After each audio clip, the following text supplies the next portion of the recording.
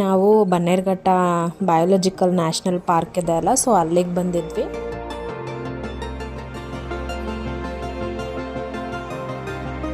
Tiger ಹತ್ರ ಬಂತು.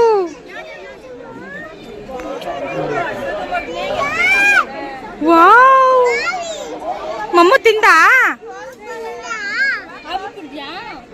ಅಬು ಕುಡ್ದ ಪಾಚ ಹೋಗೋನು ಅಂತಿತ್ತಪ್ಪ.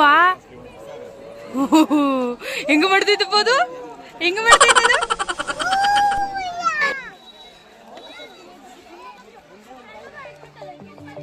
ಫುಡ್ ಯಾವ ರೀತಿ ಇರುತ್ತೆ, ಲೈಕ್ ಅದೇನು ತಿನ್ನುತ್ತೆ, ಏನು ಆಹಾರ ಅನ್ನೋದನ್ನ ಡೀಟೇಲ್ ಆಗಿರಬಹುದು.